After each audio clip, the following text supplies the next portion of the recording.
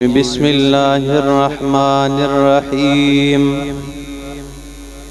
ولو أن لكل نفس ظلمت ما في الأرض لافتدت به وأسروا الندامة لما رأوا العذاب وقضي بينهم بالقسط وهم لا يظلمون سبحان ربك رب العزة عما يصفون وسلام على المرسلين والحمد لله رب العالمين۔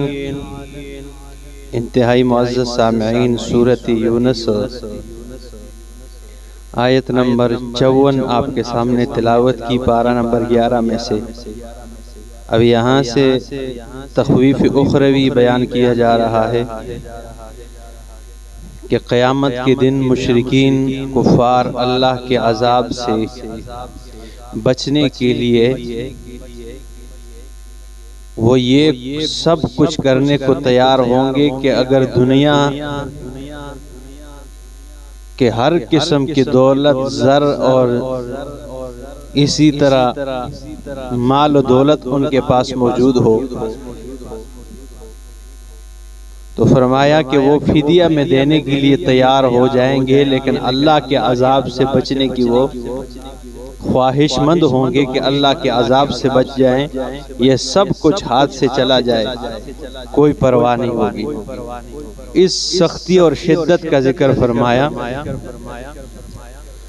وَلَوْ أَنَّ لِكُلِّ نَفْسٍ ظَلَمَتْ مَا فِي الْأَرْضِ، وَلَوْ أَنَّ اگر ہو جائے لِكُلِّ نَفْسٍ ہر نفس کے لیے، ظلمت جنہوں نے ظلم کیا ہے، ما فی الارض جو کچھ زمین میں، یعنی زمین کی ساری دولت جمع ہو جائے، لفتدت بھی وہ فدیہ میں دیں گے بھی اس کے بدلے میں، وَأَسَرُّ النَّدَامَةَ اور وہ شرمندگی چھپائیں گے، ندامت چھپائیں گے، گناہ تو کیے ہوں گے نا، وہ چھپائیں گے اپنی شرمندگی، لَمَّا رَأَوُا الْعَذَابَ جب وہ عذاب کو دیکھ لیں گے، وَقُضِيَ بَيْنَهُمْ بِالْقِسْطِ ان کے درمیان انصاف سے فیصلہ کیا جائے گا، وَهُمْ لَا يُظْلَمُونَ ان سے زیادتی نہیں کی جائے گی، فیصلہ انصاف سے ہوگا، ٹھیک ہے نا، زیادتی نہیں کی جائے گی۔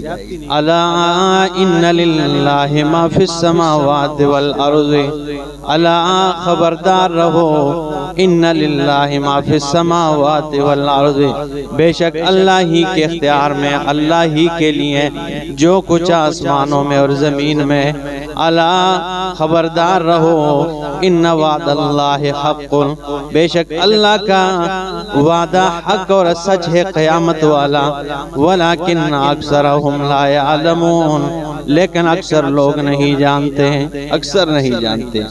وَيُحْيِي وَيُمِيتُ وہی زندہ کرتا ہے، وَيُمِيتُ اور مارتا ہے، وَإِلَيْهِ تُرْجَعُونَ اور اسی کی طرف تم نے لوٹ کر جانا ہے۔ یا ایھا الناس اے لوگوں، قد جاءتکم موعظۃ من ربکم تحقیق آ چکی ہے تمہارے پاس، تمہارے رب کی طرف سے نصیحت ہے۔ اللہ کیا فرماتے ہیں قرآن کے متعلق؟ قد جاءتکم یا ایھا الناس، اس میں ناس کا لفظ استعمال کیا ہے، ناس، ٹھیک ہے نا، ناس عام ہے، یعنی سارے لوگوں کو خطاب ہے، اے تمام لوگوں تمہاری طرف اللہ کی طرف سے نصیحت آ چکی ہے۔ اس میں پٹھانوں کا ذکر نہیں کیا ہے، اس میں کوئی پنجابیوں کو مختص نہیں کیا ہے، اس میں عربی اور عجم، ٹھیک ہے نا، کوئی مختص نہیں ہے بلکہ عاملان ہے۔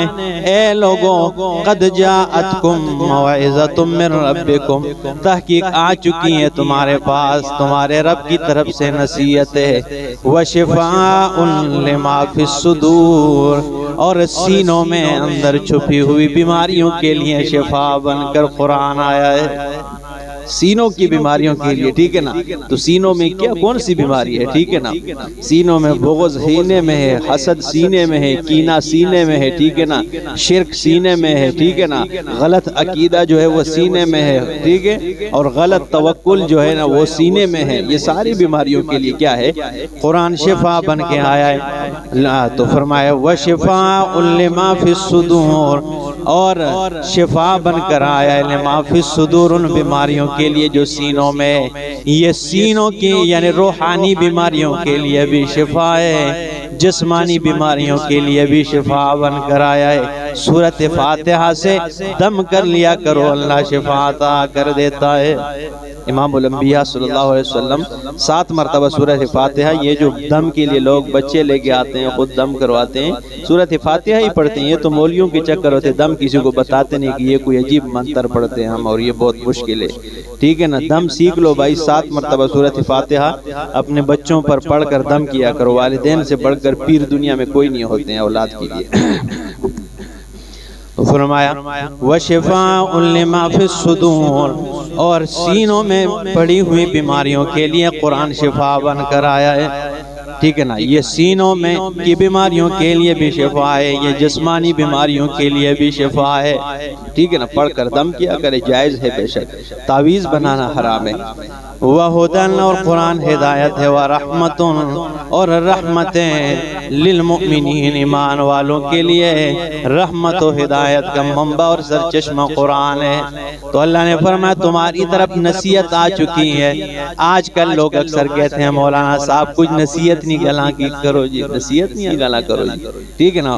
اسے قرآن کھول کے قرآن سناؤ، اسے کو اللہ فرماتے ہیں تمہارے پاس تمہارے رب کی طرف سے سب سے بڑی نصیحت قرآن کی صورت میں آ گئی ہے، ٹھیک ہے نا. یہی نصیحت ہے لیکن، ٹھیک ہے نا. تو قرآن سناؤ بھائی، اگر کوئی کہے ٹھیک ہے نا تو پھر قرآن سنو بھائی، اسے دعوت دو کہ آؤ بھائی درس قرآن سنو. قرآن ہی سب سے بڑی کیا ہے، نصیحت ہے. یا ایھا الناس قد جاءتکم موعظۃ من ربکم وشفاء لما فی الصدور. یہ شفا ہے، قرآن کو اللہ نے شفا کہا ہے، لیکن اس کا یہ مطلب ہرگز نہیں ہے کہ آپ جو ہے قرآن کی آڑ میں اور اس کے شفا ہونے کی آڑ میں لوگوں کی شلواریں ناپ لیا کرو. یہ کون سی جگہ میں لگا ہوا ہے، ٹھیک ہے نا. قرآن شفا ہے، اس میں شک کوئی نہیں ہے، لیکن شلواریں ناپنا، ٹھیک ہے نا، صبر چاہیے، ٹھیک ہے نا. پھر اس پہ کیا ہوا ہے، ٹھیک ہے. یا پھر آپ ایک ہفتہ جو ہے نا جو کپڑے آپ پہنیں گے یا پہنیں گی وہ لے کے آنا. پھر وہ جب ایک ہفتہ پہنے ہوئے کپڑے یہ پھر وہ سونگتا رہتا ہے. اس پہ یہ ہوا یہ کہاں پہ لکھا ہوا ہے بھائی، ٹھیک ہے نا. یہ سب کے سب حرام شرکیات ہے، ٹھیک ہے نا. قرآن شفا ہے، بس پڑھ کر دم کیا کرو، ٹھیک ہے نا، اپنے اوپر، ٹھیک ہے نا. اس کا مطلب یہ ہرگز نہیں کہ درخت کے نیچے بیٹھ کر تعویذ گنڈے کا کاروبار شروع کر دو. آج تو دھندا بن چکا ہے، ٹھیک ہے نا. نہ نماز نہ روزہ، ٹھیک ہے نا، کوئی چیز نہیں. اور فلانا کیا ہے جی، بڑے پہنچے سرکار ہے جی، ٹھیک ہے نا. قمیض سونگ کے پتہ لگ جانا ہے کہ یہ معاملہ بنے ہوئے. یہ چیز کہیں پہ بھی نہیں ہے، ٹھیک ہے نا. فرمایا وَشِفَاءٌ لِمَا فِي الصُّدُورِ، اور یہ شفا ہے ان بیماریوں کے لیے جو سینوں میں. وَہُدًى، اور ہدایت ہے. وَرَحْمَةٌ، اور رحمت للمؤمنین، ایمان والوں کے لیے. قُلْ بِفَضْلِ اللَّهِ وَبِرَحْمَتِهِ، میرا پاک پیغمبر کہہ دیجئے، اعلان کریں، بِفَضْلِ اللَّهِ وَبِرَحْمَتِهِ، اللہ کے اس فضل کے ساتھ، قرآن والے فضل کے ساتھ، وَبِرَحْمَتِهِ، اور امام الانبیاء کی سنتوں کے ساتھ. بعض علماء نے اس کا معنی فضل کا قرآن کیا، رحمت کا معنی کیا کیا، سنت کی ہے. یا قُلْ بِفَضْلِ اللَّهِ، قُلْ کہہ دیجئے میرا پاک پیغمبر، بفضل اللہ، اللہ کے فضل یعنی قرآن کے ساتھ، وبرحمتہ، اور رحمت سے مراد بھی رب کا قرآن ہی ہے. بعض مفسرین فرماتے ہیں دونوں چیزوں سے مراد کیا ہے، قرآن ہی ہے. بعض فرماتے ہیں فضل سے مراد قرآن ہے، رحمت سے مراد نبی کے فرامین ہے. فَبِذَلِكَ فَلْيَفْرَحُوا، اس کے ذریعے اس کے ساتھ چاہیے کہ تم خوش ہو جاؤ. یہ آیت اٹھا کر میلاد کے ڈول ڈمک کے بچانے پہ فٹ کرتے ہیں، کتنا ٹھیک ہے نا، ظلم عظیم نہیں ہے. تو فرمایا فَبِذَلِكَ فَلْيَفْرَحُوا، اللہ نے تو قرآن نے نبی کے فرامین آنے پر خوشی کے اظہار کرنے کو کہا ہے۔ دوسرے مقام پہ اللہ فرماتے لا يحب اللہ واللہ لا يحب الفرحین، خوش ہونے والے اور ایسے لوگوں کو اللہ پسند نہیں کرتا ہے، لیکن یہاں پہ یہ اتنے عظیم فضل ہے کہ اللہ فرماتے ہیں اس پہ کیا ہو جاؤ، خوش ہو جاؤ۔ وَهُوَ خَيْرٌ مِّمَّا يَجْمَعُونَ، یہ بہتر ہے ان تمام چیزوں سے جو تم مال جمع کرتے ہو، یہ تمام تمہاری مال و دولت سے کیا ہے، بہتر ہے۔ قل کہہ دیجئے ارأیتم ما انزل اللہ لکم من رزق، بتاؤ مجھے ما انزل اللہ لکم من رزق، وہ جو نازل کیا اللہ نے تمہارے لیے رزق میں سے، فجعلتم منہ حراما وحلالا، تم نے بنائے اس سے حرام و حلالا، حرام بنائے اپنی طرف سے، وحلالا اپنی طرف سے حلال بنایا ہے۔ یہی تو حرام و حلال اپنی طرف سے بنانا ہے، نہیں اللہ نے جو تمہیں رزق دیا اسی میں تم اپنی طرف سے حرام اور حلال بناتے ہو۔ قل کہہ دیجئے اللہ اذن لکم، میرا پیغمبر ان سے پوچھئے آیا اللہ نے تمہیں اس کا حکم دیا ہے، ام علی اللہ تفترون، یا تم اللہ پر جھوٹ بول رہے ہو؟ کیا اللہ نے تمہیں چیزوں کا حکم دیا کہ یہ حرام کر دو یہ حلال کر دو، یا تم اپنی اللہ پر جھوٹ بول رہے ہو؟ وَمَا ظَنُّ الَّذِينَ يَفْتَرُونَ عَلَى اللَّهِ الْكَذِبَ يَوْمَ الْقِيَامَةِ، اور نہیں گمان کرتے وہ لوگ یفترون علی اللہ الکذب، جو اللہ پر جھوٹ باندھتے ہیں، یوم القیامت، وہ قیامت کو کا گمان نہیں کرتے۔ یعنی مطلب یہ ما ظن الذین یفترون علی اللہ الکذب، جو اللہ پر جھوٹ بولنے والے لوگ ہیں وہ قیامت کا گمان ہی نہیں کرتے، وہ منکر قیامت ہیں۔ ٹھیک ہے نا؟ ان اللہ لذو فضل علی الناس، بے شک اللہ فضل کرنے والا ہے علی الناس لوگوں پر، ولکن اکثرہم لا یشکرون، لیکن اکثر لوگ شکر ادا نہیں کرتے۔ وما تکون فی شأن، میرا پاک پیغمبر نہیں ہے آپ کسی حالت میں، وما تتلو منہ من قرآن، اور نہیں پڑھتے آپ قرآن کا کچھ حصہ، ولا تعملون من عمل، اور آپ کوئی عمل نہیں کرتے ہیں، الا کنا علیکم شہودا، مگر ہم آپ کے ہر عمل پہ گواہ ہیں۔ اللہ فرماتے ہیں میرا پیغمبر آپ نہیں کسی حالت میں ہوتے، قرآن کا کوئی حصہ ایسا نہیں پڑھتے ہیں، نہ کوئی ایسا عمل کرتے ہیں کہ ہم سے وہ چھپا ہو۔ ٹھیک ہے نا؟ الا کنا علیکم شہودا، مگر ہم تمہارے ہر عمل پہ گواہ، اذ تفیضون فیہ، جب تم اس میں گھس جاتے ہو، وما یعزب عن ربک، نہیں یہ چھپی تیرے رب سے، من مثقال ذرۃ، ایک رائی کے دانے کے برابر بھی، فی الارض ولا فی السماء، نہ زمین میں نہ آسمان میں۔ مثقال ذرۃ یعنی رائی کا دانہ کیا ہوتا ہے؟ سرسوں کا دانہ دیکھیں آپ نے، اس کو کہتے ہیں۔ ٹھیک ہے نا؟ کوئی نہ زمین میں نہ آسمان میں، ولا اصغر من ذالک، نہ اس سے چھوٹی، ولا اکبر، نہ اس سے کوئی بڑی چیز، الا فی کتاب مبین، مگر ہر ایک چیز ایک واضح کتاب میں، ہر چیز سامنے اللہ کے۔ ٹھیک ہے نا؟ کوئی چیز چھپی نہیں ہے۔ اللہ ان اولیاء اللہ، خبردار رہو بے شک اللہ کے ولی جو ہیں، اولیاء اللہ لا خوف علیہم ولا هم یحزنون، ان پہ نہ کوئی خوف ہوگا، ولا هم یحزنون، نہ وہ غمگین ہوں گے۔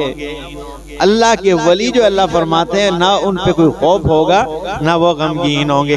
الذین، ہاں اللہ کے ولی کون ہیں جن پہ نہ کوئی خوف ہوگا نہ وہ غمگین ہوں گے؟ فرمایا الذین، وہ لوگ ہیں، آمنو جو ایمان لائے، وکانو یتقون، اور وہ تقوی دار ہیں۔ وہ اولیاء ہے، آج کل جتنا گندہ ترکہ ہو اس کو اللہ کا ولی بنا دیتے ہیں۔ ٹھیک ہے نا؟ ہاں امام اعظم ابو حنیفہ رحمہ اللہ فرماتے ہیں اللہ ان لم یکن اولیاء اللہ فی الدنیا والآخرہ الفقہاء والعلماء، اگر دنیا اور آخرت میں یعنی فقہاء اور علماء دین جو ہے اگر وہ اللہ کے ولی نہیں ہے، فلیس لہو فلیس للہ ولی، تو اللہ کے لیے کوئی ولی نہیں ہے۔ اور فرماتے ہیں اگر علماء حق ٹھیک ہے نا، علماء سو بھی ہوتے ہیں، ان کے کوئی دم سینگ نہیں ہوتے ہیں.